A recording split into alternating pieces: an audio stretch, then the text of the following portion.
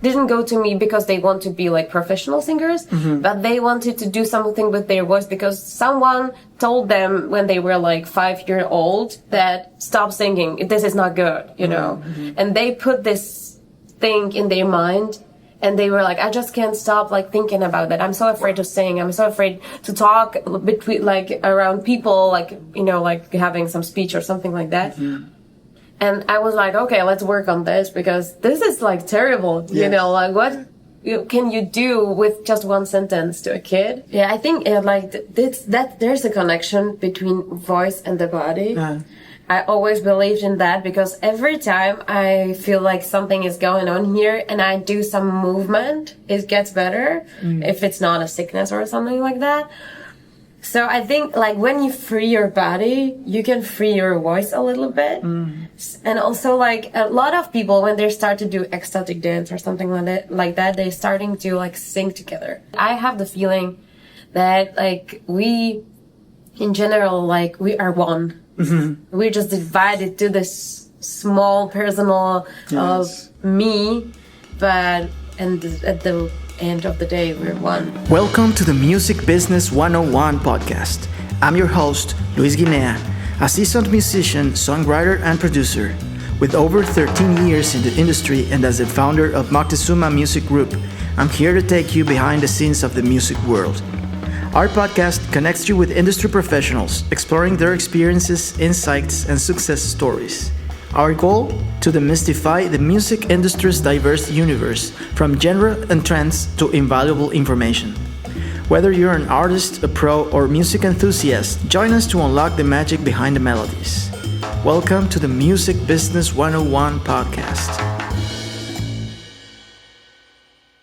Hello everyone, and welcome to a new episode of the Music Business 101 podcast. I'm very happy to be here again with you, with now presenting you a new guest. I'm here with Hana Melcrova. Did I say it correctly? Yes. Yeah, welcome Hana. Thank you, Luis. How are you? I'm good. Yeah, very happy to have you here in the program and sharing with people your story, where you come from. So maybe we can start from there. Can you tell us about you? Who are you?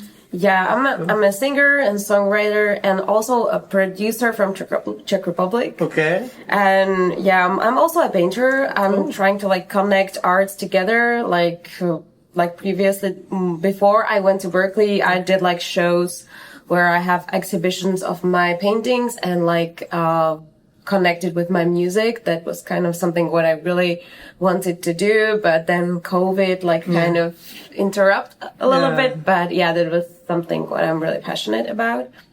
And I'm also like, I started a job as an event manager. Okay. So yeah, I'm kind of like a lot of different things together. I combine a lot of, so yeah. Nice, interesting. What came first, painting or music? I think music. Music was the first thing. I remember when I was a kid, I was the annoying one that always sings. Okay. You know, like my family was like, "Hey Hannah, please, shh, be quiet." Like I was really small. Like I'm still really small. Yeah. I was much smaller and I was really loud. Wow. So yeah, I think it was music, but painting was always something where I felt like, you know, like when you get to the flow with music, every time it happened with painting too. Like I felt this state of mind where I just like a meditation. Yeah. You know, but it was just natural. I did something and I saw pictures in my head, so I just like put it on the canvas. Not our canvas in the school. Very interesting. And did you I've always been very interested about that because I'm not very skilled at like doing things with hands other than playing instruments. Oh yeah. So how did you actually, what you say was natural for you, but did you actually develop some kind of technique or did you went to like classes or something? Oh, actually like painting is definitely like blank page for me. Okay. I just like did it. I was like I started draw as a kid and my mom is really good. Like she was always like drawing the princess for me. And I was like, oh my God, I really want to do this like my mom. So I started to do it like that. And then when I started to paint like for the exhibitions, I actually started to think about like what I want to do. And I saw some some other painters, and I was like, I really like aquarelle. Like when the colors are blends together a lot, like. And no one did it on canvas. Every time they did it on paper because like it naturally blends into paper better than into canvas. Yeah. So I was like trying to find the technique how to do it on canvas. So I was like trying some different like stuff to put on the canvas so it works like a paper. So yeah, I like to do that. Nice. But I didn't study. I was just like trying. And then I had like a lot of pictures, like how I think in my head it should look like, and every painting was different. One of it was like so quick, like I just did it, I knew what I'm doing, and one of it was like I was still looking at the picture. I was like, I don't know, something is missing, but what is, you know? Yeah, well, I heard for painters, well, it happens for many art, like mostly every artist in every discipline. There is like, you don't know when you actually have finished the piece. But I think for what I've read and listened, painters are the ones that most struggle with this. Like they look at it and then they're like, and they want to add more things and more things. And then you're, I shouldn't do that. Yeah. Or maybe then at the end you're like, okay, it's not that bad, but...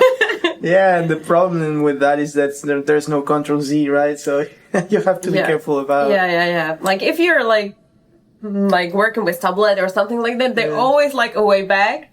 But when you're doing it like physically, like... Yeah, on the canvas, as you said. It's the way back. Very and also aquarelle is really specific with this. Like once you put the color on the canvas, there's no way back. You can really cover because it's not like acrylic colors that you can like, you know, do layers. Oh yeah. Aquarelle is just like one layer. Oh. And you just need to like plan it and then do it. Yeah. And the colors combine, so you have to be careful also, right? Very interesting. And how did you start like combining your paintings with music?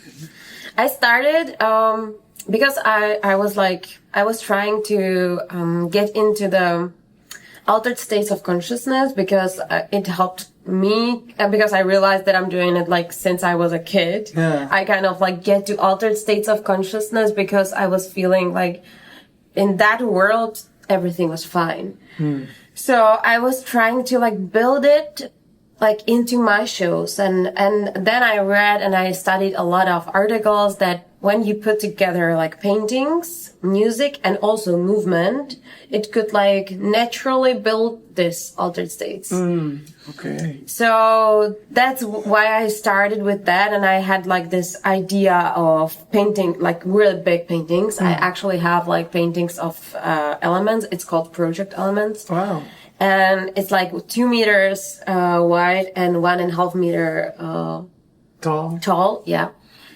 And I just like, it's like 5 elements. It's water, air, fire, earth, and spirit. Okay. And I just like, I put it inside some like nice space. Then I tried to like build some design around that. Like last time we have like big bowls with water, a big bowl with like stones, or like the natural signs, you know, like I have like also like cards when you can read about the sign that is connected to every element, something like that.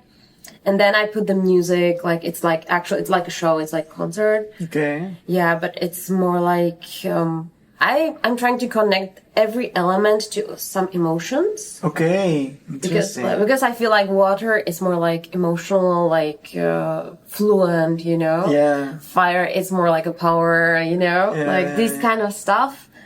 Yeah, and then just like I want people to enter the show and feel like they're in the other world, like different world, and they can like forget about their problems in the reality, you know. Wow, I really like that. I actually like, for what I've seen or for the art that I appreciate the most, I really like when artists they get inspired from nature or from, I think that the deepest art that exists is the one that actually like tries to find our connection between what makes us human and what is around us. So as you said, like when we stimulate more senses at the same time, we kind of get this, as you said, like altered state of consciousness, right? And I also think that it's like a connection with yourself. Yeah, of course. Because we are connected, like, we kind of forget that we are the earth. We are this planet. So we are built from these elements, and like we breathe, we like feel the ground. We are like many percent of water, and also like I just remember about this architect in Catalonia. Have you been in Barcelona? Not yet, but I really want to go. I have really bad experience going around Barcelona, but I'm hoping that when I get to Barcelona, it will be better. Can you share about that experience or one of those? What happened? Yeah, I can share it, but it's like... Not cool. Yeah. Well, you don't have to. You don't want. Yeah, but like maybe for the listeners, just don't stop anywhere on the highway, because I was actually rocked on the highway because I thought that I would feel stupid. I felt stupid after that, but it was like we were going on the highway and some guys like waved like, "Hey, something fell from your car." Oh. And it happened to me like back in Czech Republic, and actually something fell from my car. So I was glad that I stopped. This time I was like, this is weird, but I was like, okay, I will be careful. So I stopped. I kind of like locked my car, but my cousin leave her window open. So they grabbed her bag from the front seat while I was checking the car. So but actually, there's something like good in this, because she didn't have anything in the bag, just dirty clothes. So I guess they were so disappointed when they opened the bag, like, what is that? Yeah. Because like her phone and everything, and also her wallet was there, but there was just like Czech crowns, which is so like nothing for them. Yeah, you cannot use them anywhere. Yeah, so that was like really bad experience. But then I was thinking about it, and I was like, okay, but you never know what else could happen. You know, you never know that maybe these guys just by doing this, they like something worse could happen. Like you can get to like a car crash or something like that. Yeah. So maybe they kind of saved me from something worse. With this. So I'm trying to think about it like that. Yeah. I do think like that also when something happens. Have you seen this movie about like, it's called Destiny? In Spanish it's Guardianes del Destino, but I don't know what's the name in English. It's like the Guardians of Destiny. The titles sometimes are very different. Yeah, you have to show me. Maybe if I tell you that the story is about the movies, is that there's these guys that are in charge of checking that everyone is in the spot they have to be in the right time, in the right place always. And when you get outside of your timeline, they need to intervene to prevent, maybe to get you back on your timeline. Oh, okay. So, for example, there's this scene where this guy had to be somewhere like, I don't know, at 7:35, and he got earlier, like in his timeline, so he got out of the timeline where he was supposed to be. So they made someone drop his coffee, so he had to like spend some minutes cleaning his shirt, and he lost the bus, so he had to take another bus, but then he was now synced again in his timeline. So they are always like taking care of that. So, well, the story goes further, and there's some romance involved in there, but I always try to think like, when something happens, it's like, oh, this is an adjustment in my timeline, right? So, that's a good. Yeah, I really would need to see that movie. Yes, it's. Then I will be like, okay, that happened for a reason. Yes, maybe someone saved me from. When I lose, I don't usually lose flights or trains or bus, but once I lost a flight, and I was very, very angry for that situation. Angry with me, but then I thought, well, maybe that airplane was going to, I hope not, but maybe something was going to happen. Something can happen, So, you never know, like what is actually happening around you. Yeah. But I believe that everything is kind of connected. Yeah. So like, and also like I'm trying to like do my best with other people. Like also when I'm like waiting in like a row to paying in the shop, I'm always trying to be like, so like nice to people because I know that I have influence on them, like just by like looking at them. Yeah. Because I know that it influenced me too. So I'm just trying to like spread the good energy, you know, but also like not every day is the best, you know, and not every day you have the power and energy to like spread a good vibe. So yeah, I think everything is like influential.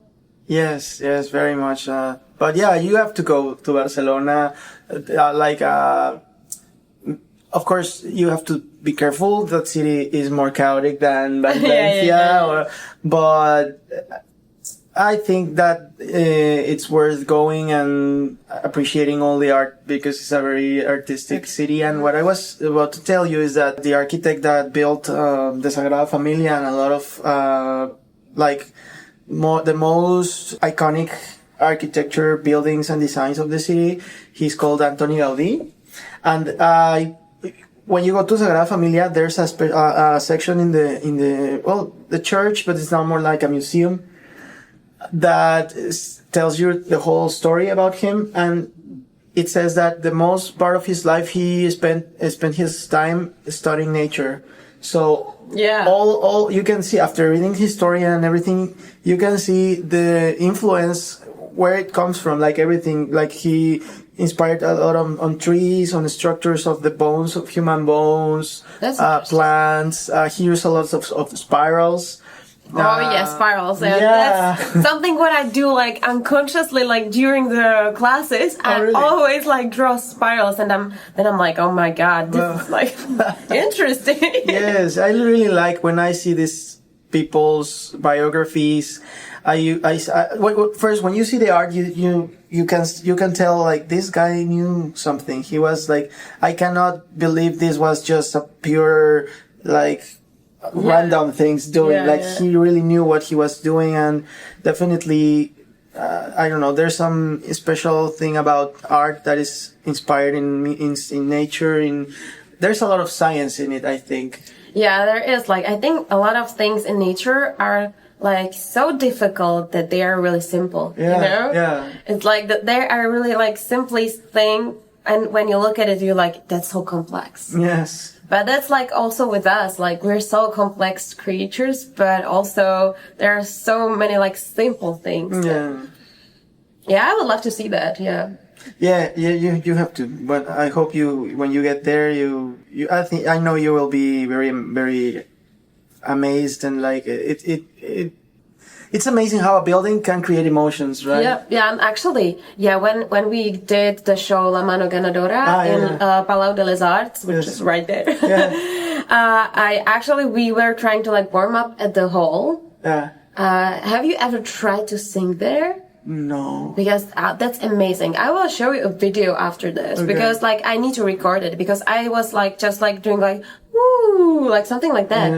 And the voice, it's like came around and it came to me back. And it sounds like 1,000 voices. It was so beautiful. Like I felt like, whoa, this is amazing. I don't know if someone did it on purpose, but I was like, maybe one day I will try to come back and record something in this space. And that's the one thing I read about in a book that, like ancient cultures did like special spaces just to like make the sound feels like different. And in Mexico, most of the ancient cities, now you can go and like explore them, and there's a guide that explains you like what's happening in every part of like the ruins that are. But in all of them, there was like the city hall, or you can call it like that, and there was like the leader of the city. He only spoke, and everyone could listen to him, like Oh, in a yeah. super big area, or you try it, like you go to the other side of the city, and the other person is in this other side, and you're speaking, and you can listen to That's great. The cities were built that way, so it's crazy. That's crazy, and then like they did it like in that time, and we're not able to do it right now. That's so like, we need to use like microphones and speakers. Yeah, I'm still like, hey, we can't hear clearly. Please, can you put it a little bit up? Yes, yeah, it's crazy. Yeah, the acoustic is really interesting thing. Yeah, yes. And every time I have like a show or a gig in some kind of place like that, it's a different like experience, you know, like you feel like there's something more. Yeah, like we did like a tour through churches in Czech Republic. Oh, really? Yeah, because like it was like Christmas, and like every time in like during the Christmas, like people loves to go to churches even if they're not religious. Yeah. So we just like did the show, and it was magical. Like, and I was thinking, why is it so magical in these spaces? Like also the acoustic, also like people are behaving differently inside, you know? Yeah, it's interesting. What project was that in which you were singing? It was actually like my brother and my two sisters. Okay. We were like trying to like we started to do like just like show for a village when my grandma is living, and they liked it so much, so other village want us to like do it at their church, and then other village, and then it just like people start to like hearing about that, and they were like, oh, it's like for siblings, they play together, okay, we want them here, and they play like Christmas carols and also like traditional stuff, which like Czech people are really like traditional music, so. And it's not so common right now. People like younger people are like to do like English songs for Christmas, but like, you know, the people likes the traditional songs. So we did it like a different way a little bit, but yeah, so that was kind of like that. And we also tried to go to hospitals and do like, you know, the houses for kids. Okay. Nice. So we can make like, for someone, the Christmas better time. That's beautiful. When it's like hard. Yeah, I see you are a very like caring person for like people. Yeah. And you, of course, you reflect that in your art. Can you tell me more about your like maybe how did you start actually being a singer-songwriter? What was your process? Sure. It was actually really natural for me. Because like I started writing songs really early. It was like because like since I was a kid, I was so like amazed by music. It was something what was just like I heard something and I was like, whoa, this is so beautiful. And I tried everything. Like I was trying like playing the guitar because my father played guitar. I was trying to play the piano. Like every time I saw instrument, I was like, I want this, you know, like other kids were like, I want a car. And I was like, I want this piano. Yeah. So I was really driven to music. And I was, as I said, like I sang a lot. I was annoying. No, annoying. I wasn't annoying. They were annoying. Yeah, but, I think like my parents like noticed that I'm really into music. So they put me in the music school when I was at 3rd grade. Okay. And the teacher was like, this girl should play the violin. So I started playing violin. And since I can play like first chords on guitar, which was before, I was like, I want to compose a song. So I put these 3 chords, which is like, and then I realized that like almost every song has these chords. So I was like just playing these chords and like singing some melody. And I think I recorded myself somehow. I don't know how I did that. Oh. I think maybe on like the tapes. Yeah, maybe. If you remember like So I think I recorded myself and I also like wrote some notes. Okay. I think I was around 8. Wow. Yeah, you started really young. Yeah, it was like, because like my brother, he's 1 year older and he always showed me the good music he likes. Okay. and he was into like hard rock, hardcore, and this stuff. And he also showed me like Avril Lavigne, and I was like, oh, I want to be like, is that a possibility as a job? Yeah. If it's the possibility, I want to do this. Ah, you were very young to think about that. I was kind of like a little bit ahead of your age. Yeah. Because like I think it was because I had like 2 older siblings. Oh yeah. And I was so like influenced by that. Of course, yeah. So yeah, I was like thinking if I want to do something, and also I feel like my soul, if like you believe it or not, it's just like what I feel. I feel like it's like older soul, you know. Oh yeah, I do believe in that. I actually consider myself an old soul too. Because I don't know. In my case, for example, I feel a very strong connection with. For example, when I see things from Egypt, from ancient civilizations. Yeah, exactly. When I think about the Atlantida and stuff like that, I really feel like something is special. And like the music I listen to and the way I write music is, I don't connect very much with the actual music, like more pop music. I do enjoy it and listen to it, but when I have to choose, I prefer listening to different things. Like, I know what you mean. Yeah, I was actually really influenced by Egypt. Oh, really? Yeah. Wow. I had like a lot of books about wow, Egypt. That's crazy. I can like, read since it you mentioned it, I was like, I was so like, I've written the letters for it's in Czech it's a Santa. Oh, but okay. It's like, we call it differently, but we write letters to him, like, we want something. How do you call him, or? We call him, actually, Ježíšek, which is like Jesus, but like, shorten it. Oh, I knew this, because I have a friend in Czech Republic. Oh, really? And he told me this, that when you want to call someone, like, in Spanish is Ito, like Luisito. Yeah, that's, you say Ježíšek. We like building these. Ježíšek. Actually, my friend is called Yishi. It's, I don't know, it's written Jiri with like, Yishi. Yeah, let me show you. J-I, but the I has like a triangle, like J-I. No, I think it's J-I, and the R has a symbol, and then another I. Yishi, yeah. Yishi! Oh, I know. Okay. Now I know. Yeah. Okay. Yishi.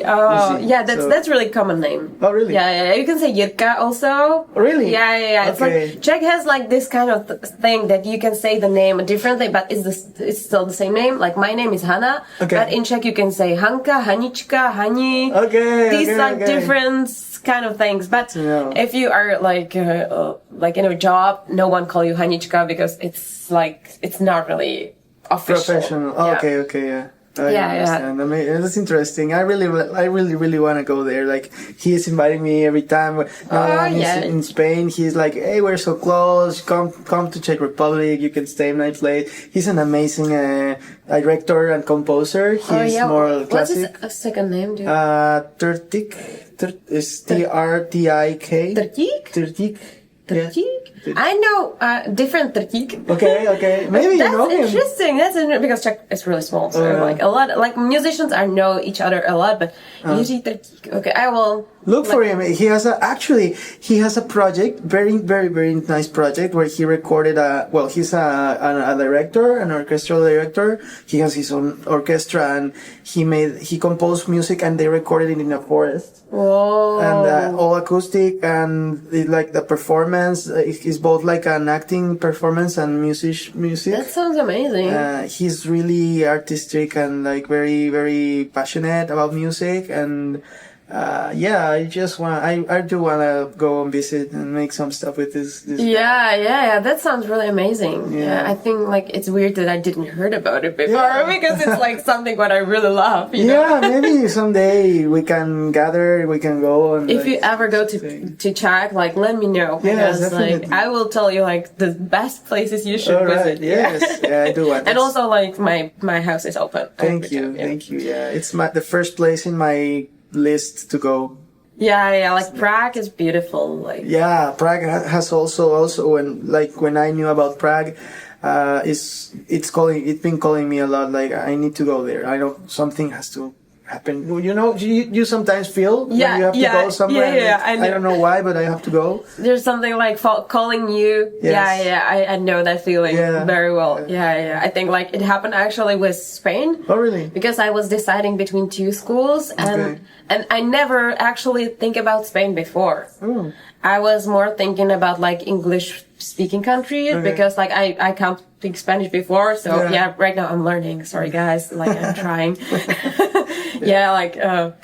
So I wasn't thinking about Spain, but then I got into Berkeley where I was accepted and I was like, still like in my mind, I got accepted to New York University. Okay. And I was like, the New York thing is like, oh yeah, that was my dream just to came to New York and like get the vibe from the city. But then still like something was like you said, something is calling you. Like you can like feel like, okay, but this is something, I don't know what is that, but and then you're like in between, you know, but yeah, but then you need to do the decision. So. Yeah, but I really like that. I feel you are very connected to you and like your intuition, and it's very important because we always find ourselves in those kinds of hard decisions we have to take between two options, and both are really good. And that's the moment when you have to like stop and just feel, because sometimes we overthink, but when you overthink, you don't leave space to actually feel. Okay, so like. And when you let yourself feel, I know that I read in an article that a psychologist wrote about decision making. So what decides, like the brain or the heart? And he said that even if you go through the most rational process, the heart is always going to be the one that makes the choice. Yeah. So it's always I feel like it's always our fears that like give like really gets our like not doing the thing that you really want to do. I know like this is actually my case a lot. Like right now I'm really get out of my comfort zone big time, which is really great thing, but still it's so hard. I know, yeah. But I was so afraid, like a lot of things were like scared me, so. Yeah, it's and it's crazy how when you break those fears and you go over them, you see that how amazing the experience can be, right? Yeah. I kind of struggle, used to. Now I have more tools, like to overcome fear or like transform it more, instead of acting from fear, acting more from love, you know, because those are like the two opposites. So when you start thinking about from the love perspective, like, okay, but like you connect to a whole different frequency, and then you see things differently, and then it's okay. I'm afraid of, maybe I don't speak the language. I'm afraid of leaving my city, my friends, blah blah blah. But on the other side, I really love the fact that I can improve my Spanish, or like it's like the same statements but in the opposite direction, right? So. That can be helpful. And also, like, accepting the thing that, okay, so I don't speak the language. That's my, like, starting point. But I can get better. I can, like, I can do it. Like, it's not impossible.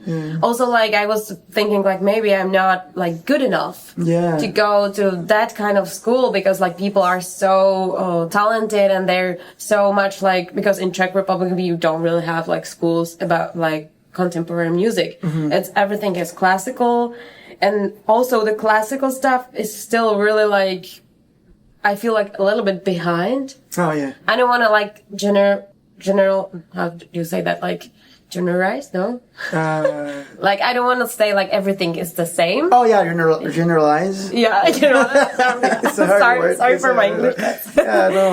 But I feel like I don't know if it like changed right now, but that's the thing that really happening in Czech. So I felt like, okay, I really need to work on like a lot of stuff because I feel like I'm a little bit behind. But then I was like, okay, so I'm at this point, I can't change it like right now, but I can change it in the future. I know that it won't be easy, and maybe I will feel like I'm not good enough, but like, what's the point, you know? Like, why I should should I just like go back to check and like do what I do because I'm afraid? No, that's not like. And that's crazy. Like everyone in the creative, in the entertainment industry feels that way. I know that. Yeah, exactly. Even if you are a super famous actor or musician or singer, songwriter or whatever, or painter, we always have this little voice saying you're not enough. Yeah. And I really am very thankful for a teacher that she actually like kind of made us realize about that, be conscious about that.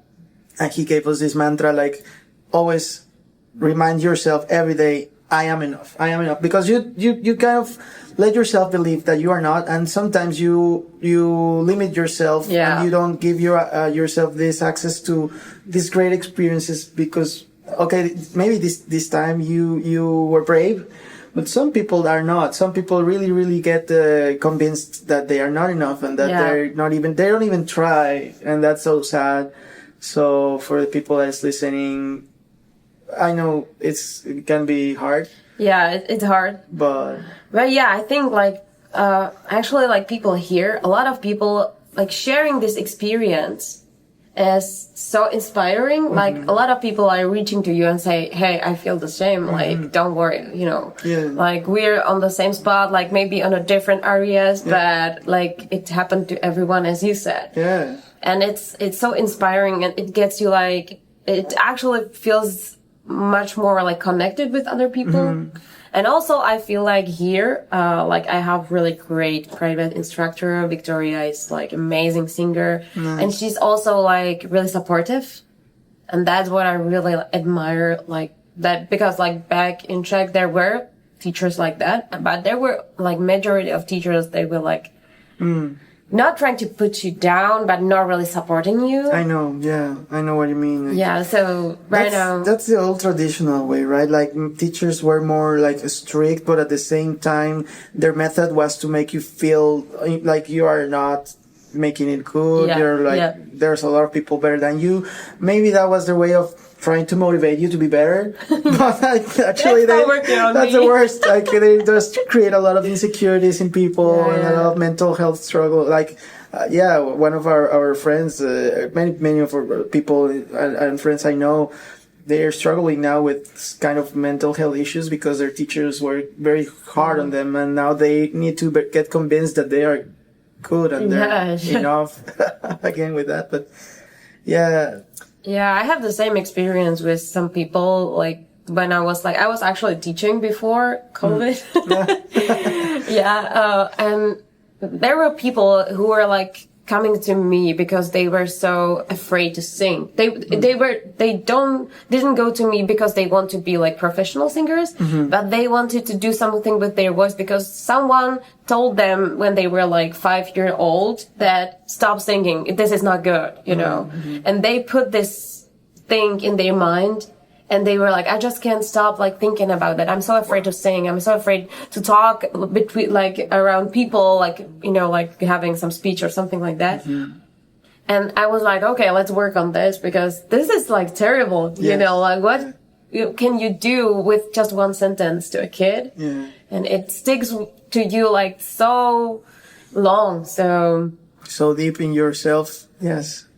And, I remember also, in this workshop also, the teacher that we had our singing lesson, and the first day he told us this class is going to be 20% vocalizing and learning to sing, and 80% like more getting deeper in yourselves, because the thing about singing is much more about connecting with your inner voice, with yourself, and sometimes people don't sing well because they are not connecting with themselves, and singing is more about being clear, being honest, being transparent with yourself and letting yourself go out. And when you have this barrier that blocks you from that, that's what happens, that you cannot like express yourself. You don't feel free and you don't feel worthy of sharing yourself with other people. Yeah. When I saw that from that perspective, it really changed my way of seeing the act of singing. Yeah, that's beautiful. Yeah. Yeah, and it's really important, like, that people are connecting with their voices. Mm-hmm. Also, like, the voice is something, like, you know, like, when you are, like, expressing yourself, the main thing you do is talk. Mm-hmm. So how can you express yourself better than the language? You know? So, that's really important, like, that you can, like, actually, and actually a lot of people are not expressing what they really feel. Yeah. So it stuck in their bodies, then they got sick, you know, and this kind of stuff. Yes. Yeah. And also I'm remembering a story of a friend, he's called Tufik, that's his artistic name. And since he was a little boy, he struggled a lot with stuttering. And he realized, he went to a therapy, and his therapist told him that he needs to sing. Oh, yeah. And now, this has been a really long process for him to accept his stuttering and like to make peace with that. And it's crazy because now he wrote a song for his stuttering, which is called La Cumbia Tartamuda. And it's a song he wrote to be like to make peace with this part of himself, like accept this part of himself. But he started singing because he realized that when he sings, he doesn't stutter. So, because the therapist explained that when the problem with the stuttering is something in the brain that they get stuck because I know the other part. They don't get stuck when they sing because they have a very very stable breathing and a rhythm when like you are like. If he tries to talk like with a stable rhythm, he won't stutter. Like, and so when you sing, you have a rhythm. Your breath is, you don't focus on like when we talk, we accelerate. We have like a different curve of like I don't know. It's different. Yeah. But when you sing, first you have a melody, you have rhythm, you have other things that you don't really have when you talk. So they say that you use more your right side of the brain than your left side. Yeah. So it's crazy. He really transforms when he sings, and it's a great artist. And the fact that now he is focusing his music to like being in peace with himself. This is when this happened, his music exploded. Like got viral. Like he's playing in a lot of places, and that's great. Yeah. So I'm really happy for him, but. I don't know why he came up with this part. We were speaking about like singing and like what you're saying about. Yeah, I heard that Scooter, if you know the artist, I think he's German. I'm not sure. He's actually stuttering in real life. Wow. But he like really get into like his songs are really about like that. That's interesting. Yes. It's Catman also. Yeah, that's actually like, I think it's kind of about that. Yeah, he's like, and he actually is, Oscar, Tufik, my friend, uploaded a lot of TikTok videos speaking about other artists that are stuttering and that I didn't know. And when he uploaded their stories, their music and everything, I was like, wow, there's a big number of people that stutters and they are really great artists. Yeah. So yeah, with this, like, it could happen really quickly. Like my friend was like waiting for the bus, and he just kind of like get talk with other person, and then he saw that the bus is already like going away, and he was like, and from that moment he started to stutter. Wow, really? Yeah, really. And he was like, I don't know, like my brain, I think something just happened in that moment that I was so stressed. Wow. Yeah, he started to start from situation like that. But he was already like grown up. Oh no, he was I think he was around like 11 years old. Well, that's already you already developed like your language. Yeah. Wow, that was like I was like, whoa, it could happen like that easily, you know? That's crazy. And did he was able to speak again like normally? Oh yeah, like when he's like more focused, not stressed, he's actually speaking really well. But I think when he got like nervous, you know, when someone pushes him a lot, he's starting like that. Wow. It's really interesting how that works.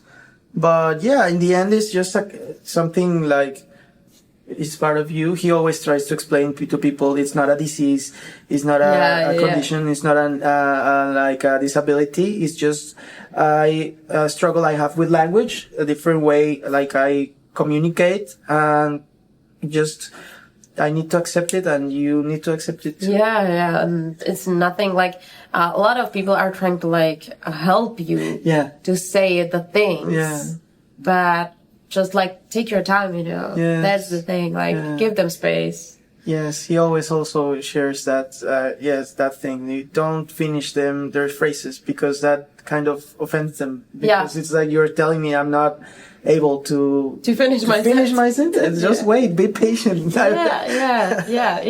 Yes.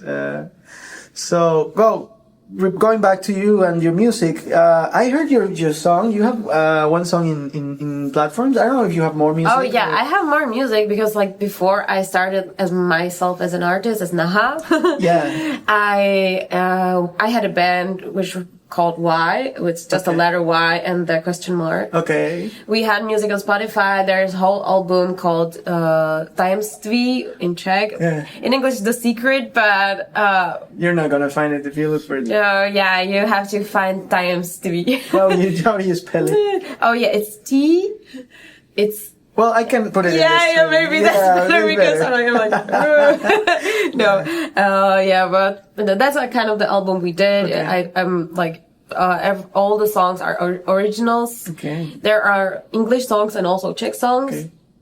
We also have like 2 or 3 music videos because like I worked as a assistant of a director. Oh, nice. For music videos, so I'm like in that area. Experience. I love to shoot music videos. Cool. That makes sense. If you're a painter, you have a good eye. You have like perspective, like the visual side. Yeah. I also really want to like do music video in Valencia. Okay. I'm just looking for locations because like everything like our campus is so like good place to shoot music video. So and there's some also like very nice spots around the city, like forests.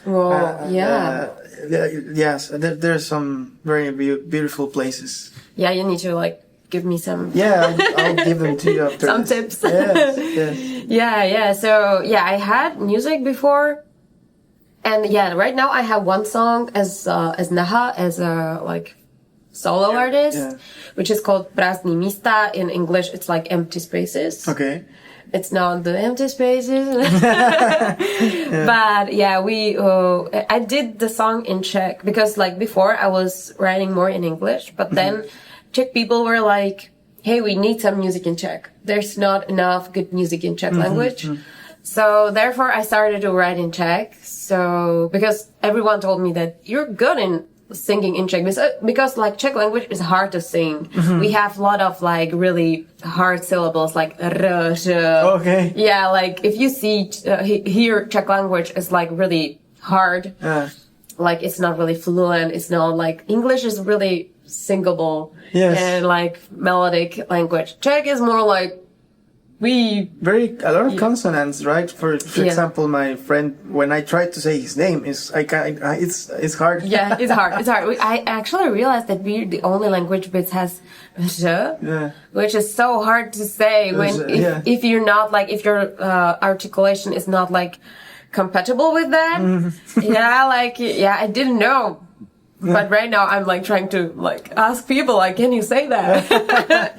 It's like, it's interesting. So I did that one in Czech, but we shoot the music video on Iceland. Oh, okay. Because I fell in love with that nature. Actually, I was going to tell you about that. Yeah, I saw the video and the place is really nice. I wanted to ask you, but you already answered. Where was it? Sorry. No, it's good. We are connected. Yeah. But the place is really nice. Yes. Yeah. Because I was like, we shoot a music video for other artists on Iceland before. Okay. And when I was assistant of a director that time, and I was like, oh my God, this place is like, you can feel some kind of difference on Iceland. It feels like a different planet. Yeah. I felt more like that there is like wilderness and also this, like experience of death, but not like in the bad way, if you know what I mean. Yeah. It's like power, like, I don't know, like everything, like there are like, because, have you ever been on Iceland? No, I really want to go, but it's the place is like there are a lot of empty places. Like you can like drive 6 hours drive and you won't meet a single person or a single house. So it's like when you stop on the road and someone saw you, they need to stop too because maybe you won't meet another person to get help. Wow. So it's like you feel like everything is like a little bit, more like sensitive. I don't know how to say that. But, I felt like that when I get there, I was like, okay, I really need to shoot the music video here because I feel the connection and I also see in my head the places. Okay, yeah. I was like, okay, I really want to see this scene here. Like, I was totally like, okay, this is the spot, this is the spot, this is the spot. So I was like, a lot of people were like, oh, that could be expensive and you have to like, do a lot of things like camera stuff and like that. And I was like, yes, but I just need to do it. Yeah. It's like, and also it doesn't have to be that expensive if you like think about it a little bit more. So I was like, okay, so we will like, my friend has a camera so he can go with me and you can do it. It's not like cheapest way, but it's not also the most expensive way. No, and I think that's the thing about being an artist. You want to do something, you just do it. You don't have to explain even why you wanted to shoot your video in Iceland or what did you want to record your. A friend also rented a house, which is like a house studio for 1 month. I think in Iceland actually, or no, it was in the north. I don't remember the place, but it was all ice. And he wanted to be there because the place he felt connected with the place to make that album. So that's the thing about being an artist. Yeah, I heard about really great recording studio, Norway. Maybe it was in Norway. Yeah, there's like island where you can just like, surround yourself with nature. Yes. Work on your music, which I feel like that's something really interesting, I think, about that. Yeah. Yeah, I felt he made actually he filmed all a documentary about he making this album with a friend of him. I don't remember the name of the project. I will remember, or if not, I'll tell you later. But they filmed everything, and the place is amazing. It's like you said, there's no humans in like like a lot of distance and all ice. The house is really cozy, all of wood, like inside. It has a lot of gear, a lot of instruments, a piano. Like it's the perfect place if you want to just get in and record something. Yeah, that's amazing. Yeah. Like sometimes you need to really focus on like when you are in the creative process, and sometimes when you're in the city, there are a lot of like things that can interrupt. You know? Distractions, a lot of distractions. Also, they can be sources of inspirations, but sometimes you need to like. I have this fantasy of going to a forest for like 1 month or 2 and just locking inside and not have any contact with anyone and see what happens. I don't know what would happen because I'm very used to be all the time connected with everything and people and the phone and the internet and like. And I don't know how is it to like be really alone and disconnected. Yeah. And at the same time connected with a different world or reality. But I really do want to do that. So that's a really great idea. I think I will do that too. Have you ever heard about? It's called Visual Quest or something like that. The people are like, they actually ask like some kind of like shaman or something like, someone like that to just like, they put them into forest, but into like specific area.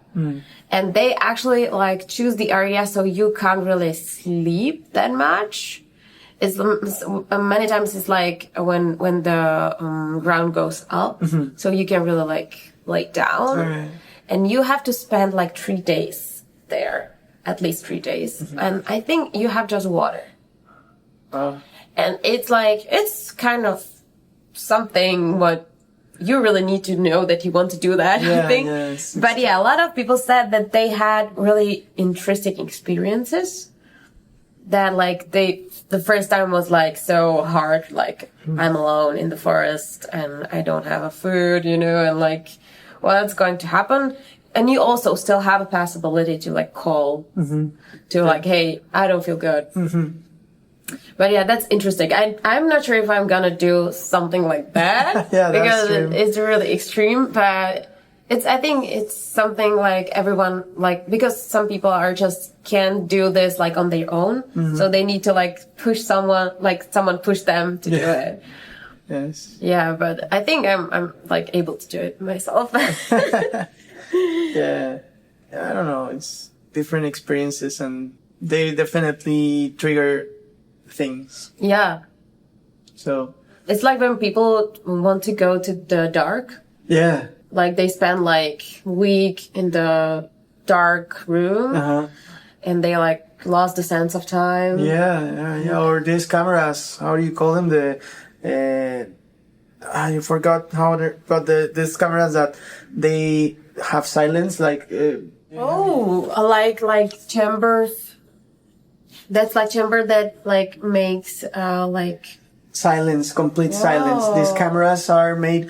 So this was this was made, I think, as an experiment when like for acoustic studies, but they actually were able to create as a room that with some acoustic materials they were able to create complete silence. There's no so sound has to like bounce, right? So in that room you speak and you cannot listen to yourself. So they say that you cannot be there for more than I don't know how many minutes because you can go crazy. Oh yeah, I think I will.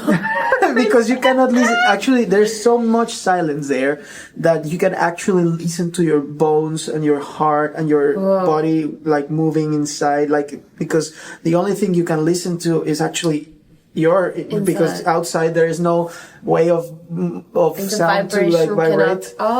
So you cannot listen to anything. I don't know. It's that's crazy. Whoa. Yeah. I never tried something like that, but. Yeah, there's some museums that have this kind of chambers in Mexico. There's one in the University of, it's called UNAM. It's like the biggest university in Mexico, public university, and they have one room to make like experiments there. But I think you can go, like, if you wanna go, you can write them an email and say like, hey, can I try this? For 1 second. Yeah, that's interesting. Yes. Yeah, well, I think then you realize like how much is sound really important. Yeah. Yes, and that like matter, because you need matter to like sound to travel and to bounce and everything and vibrate and everything. So even if we cannot see whatever is in here, it is important. Like sound has to travel through it. Yeah. It's the thing with sound that people are like more perceiving things that they can see or touch. Yeah. But sound is something what you can really like. You can feel it, but it's not visible. Yeah. You know, like sometimes maybe, but it's something more like people don't know how to, like, you know, take it. So sound is something really interesting. Also, like I feel like the vibrations and frequencies are really interesting thing.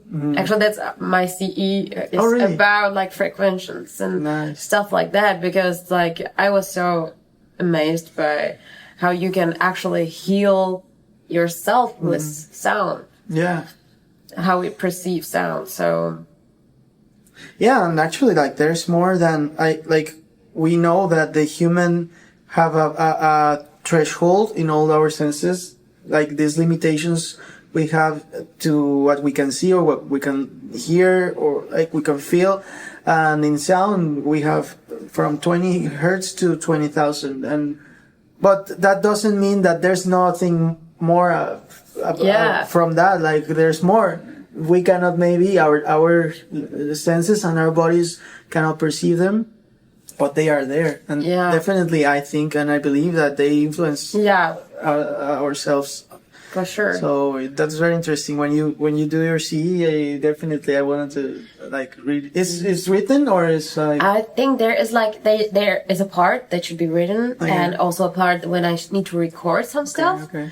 And I think there are more people at CPPD who are working with that. Okay. Like I think Jaylin and nice. and also another person. Because I know that we said, okay, we need to sit down and talk because we can like together we can make much more work and much more difference. Yeah. So yeah, I think like a lot of people are starting to be like really into this team because that's interesting. That's very interesting. nice. I'm very interested in that area too. Actually, when I'm now in a class that is for live entertainment, like we are learning all the logistics and what is behind a festival, like a concert and everything.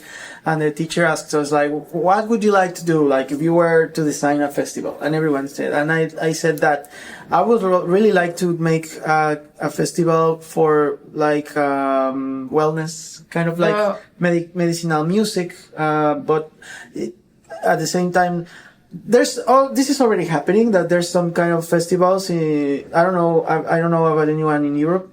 Definitely there has to be, but I haven't investigated. But in Mexico, there's one.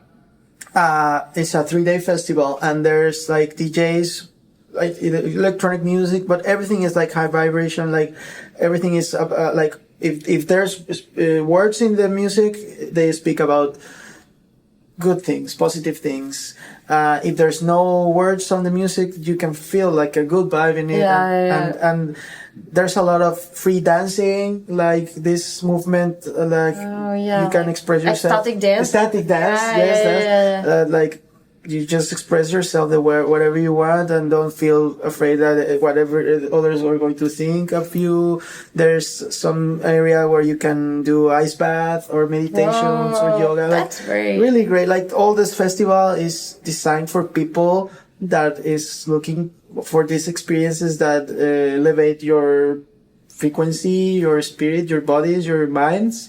And I am very much interested in that area of music, how music today, and you are confirming how many people is every day more interested on using music, of course, to entertain and to create and generate emotions and everything, but also maybe finding a more elevating purpose for it. And I think that's the direction maybe things are starting to get to in the near future.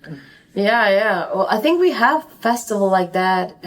Like we had one in Czech. It's called Healing Festival. Oh, really? Yeah, I think the people that are like organizing that stuff is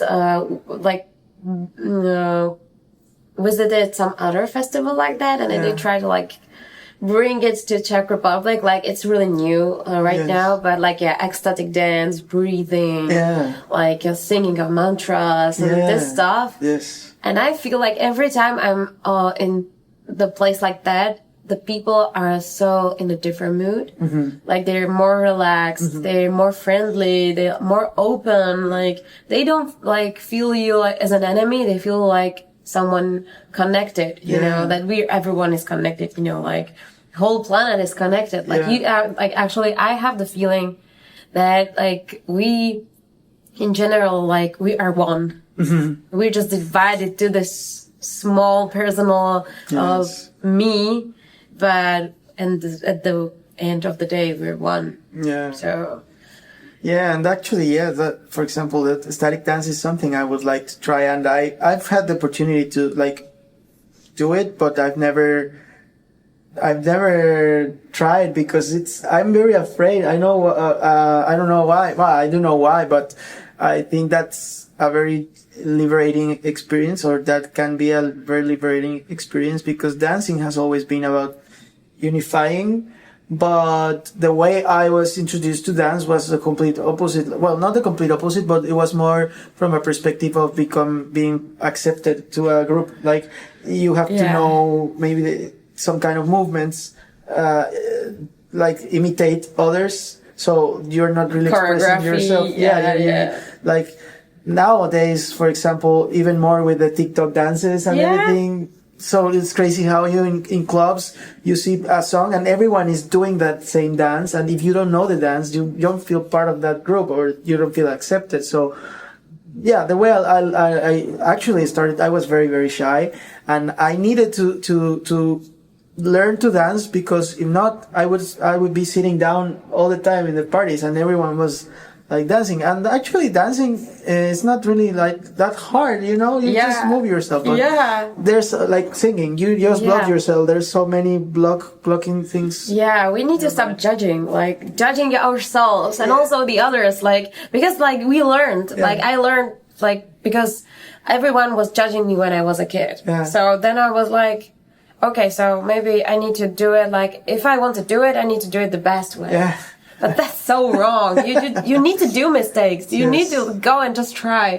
Because it's fun. You know, don't think about it like it needs to be the best. Like, just do the mistakes. It's actually that something was beautiful, like do mistakes. Exactly. So I really like that now we are creating these spaces like Static Dance where you can be yourself and no one is going to judge you or make fun of you and you can be as ridiculous as you want and you can express yourself with your body whatever way you want. And I haven't actually, like, I haven't done it, but I know that when I do it, I will definitely, something's gonna change in myself. Like, really, I think that there's a connection between voice and the body.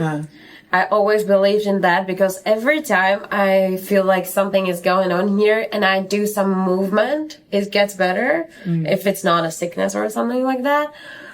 So I think like when you free your body, you can free your voice a little bit. And also like a lot of people, when they start to do ecstatic dance or something like that, they're starting to like sing together. Expressing by voice because they feel so free to do it.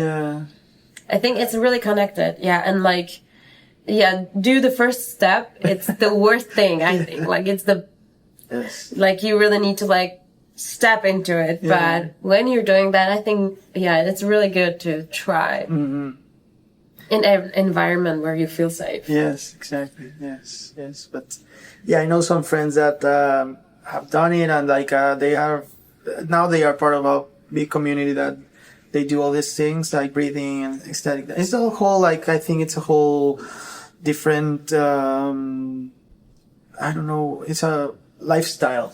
No, and many of them, they were different people. Now they are so liberated. They quit from their jobs. Now they're doing other things more related to nature. Some of them actually became instructors or like therapists. Like one of my friends is doing therapy with eyes, and he really studied like all the science behind that, and now he's helping a lot of people to liberate themselves too, because he was getting very, very ill, and because of a lot of stress happening in his life, depression, anxiety.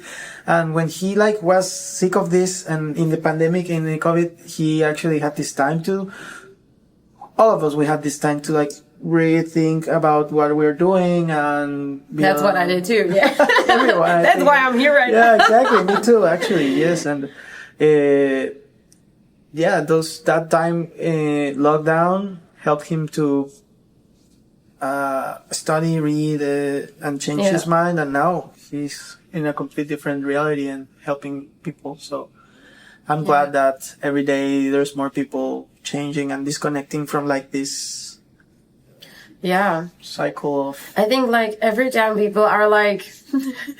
they're waiting until the worst happens. Like when your body is like screaming at you, I'm sick, please do something. And it's also happened to me, you know. Sometimes I know that I need to do something, but like it takes time to do it. And then my body is like sick, break down, you know. I feel tired all the time. I don't feel myself. And I'm like, okay, Hana, you didn't really work on yourself. Like you worked on a lot of things, but like you need to stop. And it's important to listen. Yes. But it's so hard. It's so hard. Yes. Here in Berkeley, it's much harder. Because you're like trying to like keep up, but Yeah, I think you still need to like be aware that you're okay. I'm trying to get again to the meditation and to my routine, to these rituals. Yes. Because I really miss that right now, and I know that I can be much better. Yes, me too actually. Yeah, I do have like all my morning routine where I wake up, I write. I have this like morning pages thing where I like just empty my mind there. Yeah, and write everything and my gratitude like statements and stuff that help me be in peace. And I stopped doing that, and I started knowing that I needed to do it. Like you said, like your body is screaming like, please, and what you have to do, but sometimes you don't do it because you just don't have the energy. Yeah, exactly. Yeah, but the thing is, when you retake it and you start doing it the first day, then the second day is easier, and then you kind of get back to it, and it's just about the first step, as you said. Yeah. And I also think just don't be tough on yourself. Like sometimes it's just not working as you thought. Just get back, like slowly. Yeah. Don't push yourself too much because like it's still a pressure, you know? Yeah. But yeah, I think when you start to do that, you feel the good things from it, and you will like, okay, I know why I'm doing this, and it's important. It's also the prioritizing things. Yeah. Which is really hard. When you are doing something like we are doing, like music and stuff. But I think, we are all going to do great, and all the people I had the chance to speak with, like you, and also this space is like, I really love this space because it helps me get deeper into stories. Like you cannot really know people in their classrooms, because we don't give ourselves this space to like really know everyone. So you just see the faces and you think you know them. But until you have a real conversation, then you can like actually know and be more actually empathic and connected with everyone. Yeah. And this is very constructive because if someday you collaborate, for example, if we collaborate in anything, any project or music or whatever, I think it definitely will be more real because we know who is there. So. Yeah. You feel the vibe of the person. Yeah. You get the idea. Yeah, that's really important. Yeah, I think like at the beginning of the school we had some time to like connect a little bit, but when the school starts, it's so hard to just like sit down and talk with someone about something else than school. Yeah. So yeah, I know what you mean. Like, no, we have to schedule the time to do it. Yeah. But I like this, and I'm very thankful that you feel the form to be here. Like, I'm really thankful for like the people that actually helped me with this because it's made by the people. And in the end, I just posted like a post there, like, hey, I'm doing a podcast, and like the response from everyone was so positive, and and we're great. Like, it's really great that you really stick to the plan. Like, still you should have like a lot of things to do. But you're still doing this, so thank you for that. It's like a really good job. Yeah, thank you. I really took it as a purpose to commit to something during the semester, apart from, of course, the master and the school, but also because I know this is going to... It fulfills me. I feel really good when I do it. In spite of like sometimes, as you said, I'm like so busy, or like I have an exam in like 2 hours, and I'm like, but I'm not stressed about it. And actually, this helps me also like get distracted from all the stress of school and everything. So yeah, I'm also thankful with myself for sticking to it. Yeah. So coming back to you, the song you released and you recorded, well, the video was filmed in Iceland, but can you speak more about the song itself? Like, it's a story, a real story, or where do you get inspired from? Yeah, like, I think the inspiration, like, the first time I wrote that song was because it's more about, like, two people, like, are not together anymore, and they kind of, like, miss each other. I really love that you put the subtitles in there. Yeah. It's you won't understand. Yes, no. But yeah, I think it's like that you feel like you lost someone and there was special connection with that person. And you feel like you never get this again, like with another person. And, I think there were like more influences in that theme. It wasn't just about one story. Okay. I think like, one of the stories were like when I get like separated a little bit with my sister. Oh, okay. So I've like, because like we were so close, we like, actually we went to school together. And we felt like twins. We're not twins, but we felt like that. Yeah. So that was one really big influence on this one. And also like romantic relationship, which is in the music video because that's more like relatable. Yeah. That's also the story that you feel something really special with one person and you're afraid that you would never feel it again with someone else because it was so strong and it was so powerful. And yeah, that was actually the two most influential thing that like built this song for me. And yeah, like it's called Empty Spaces. So you're like, it feels like you have some space in you, which is not like, it will be always empty. If there's like, if you lost the thing. Yeah, like someone is occupying that space in you. And then when that person is not there anymore, the space is left. No? Yeah. Well, yeah. I think a lot of people can relate to that feeling. Yeah. And the music, actually, it's so interesting when you told me that you were influenced by your older brothers, siblings, that they listened to like hard rock. And you said about Avril Lavigne, and now it all made sense when I listened. Like I remember the music, so you have a lot of influence in rock, right? Yeah, a lot. Yeah. I remember that I was listening to like System of a Down, Linkin Park, and this stuff. And I also love like classical music because I was violinist. Oh, okay. I still am, I guess. Yeah. So I actually love really Vivaldi and Mozart and Beethoven, but so it's like, I feel like there's a lot of things like connecting together inside of me. So, but I like.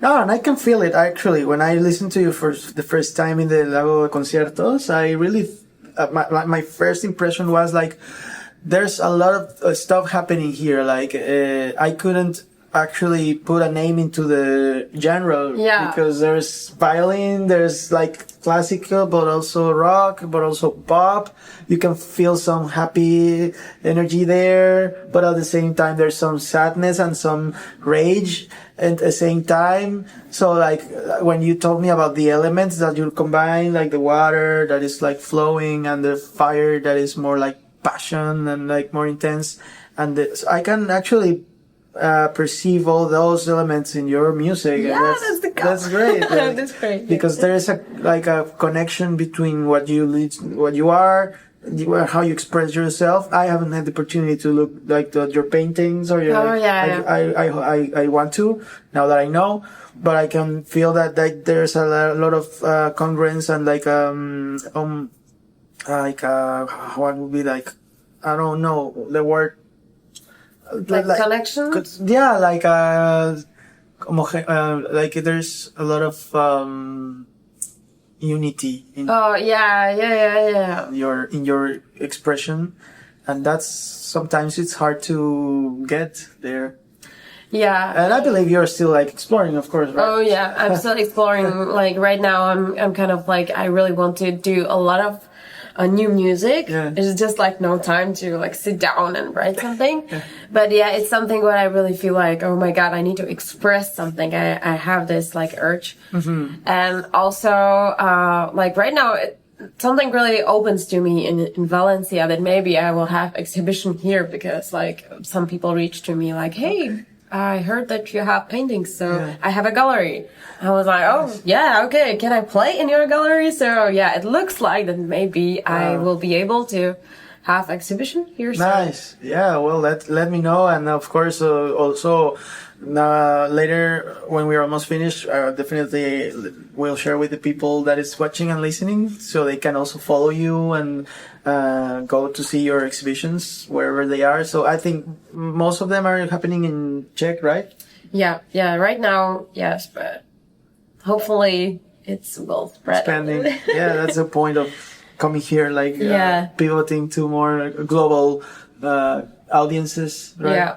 And also like reach to different people, because I feel like I never felt like we're like I know that we are different countries, we have different culture, we have different language, but I when I was a kid, I never really understand why people build like lines between countries. You know, I was like, this is so weird. Like planet is planet. I know. Yeah. Where does it ends and it starts like? Yeah. Who said that? Yeah.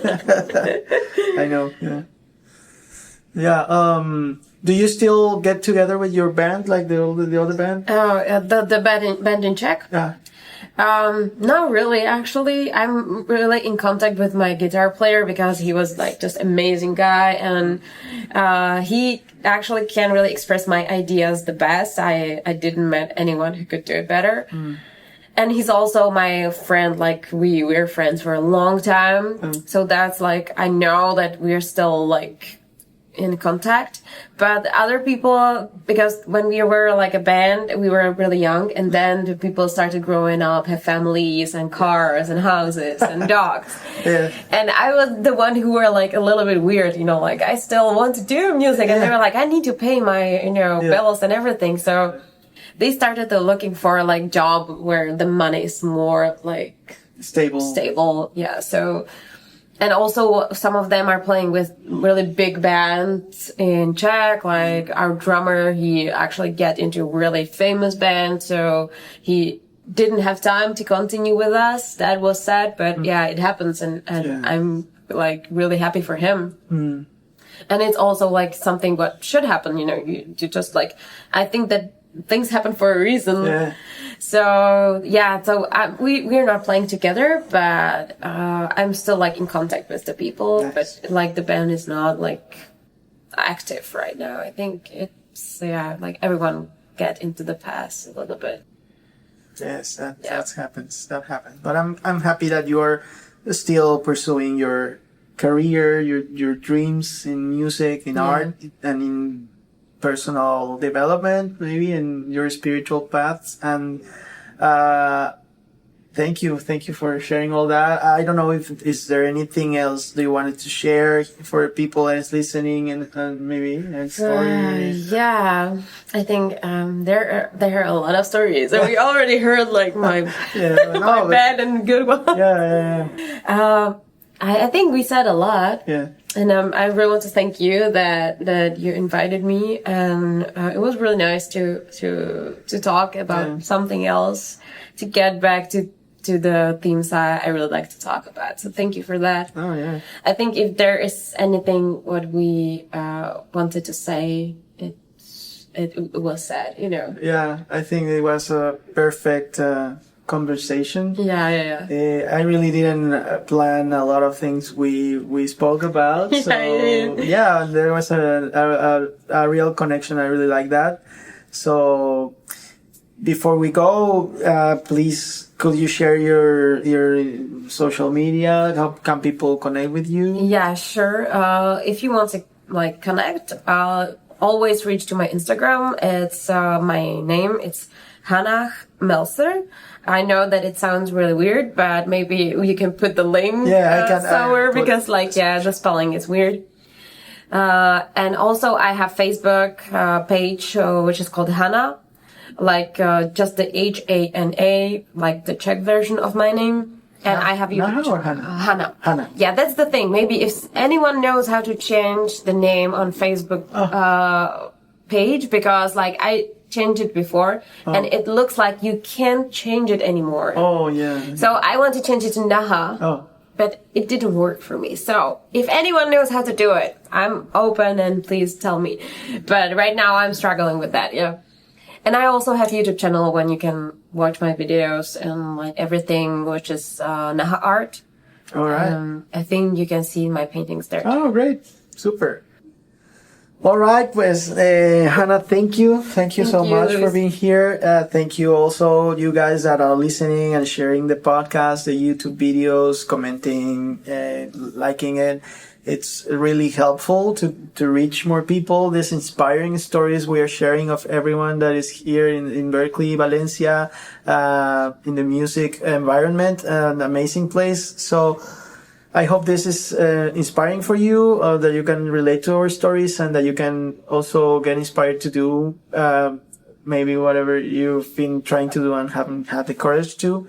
But yeah, that's it. So thank you. We'll see you in the next episode. Stay tuned and see you on the next one. Thank you for joining us on this insightful journey through the melodies and bits of the Music Business 101 podcast. We hope today's episode resonated with you and provided valuable insights into the music industry. A big shout out to our incredible guests for sharing their expertise and experiences with us. We couldn't do this without you, our dedicated listeners. Your support means the world to us. If you loved what you heard today, please subscribe and spread the word. Together we'll continue to explore the dynamic world of music and the stories that shape it. As we part ways for now, remember that music has the power to inspire, unite, and transform lives. Whether you're a musician, a music enthusiast, or someone seeking the magic of a great tune, keep the music alive in your heart. Stay tuned for more fantastic episodes with industry leaders and creative minds. Until next time, this is Luis Guinea signing off. Keep the music playing, and we'll catch you in the next episode. Thank you, and farewell.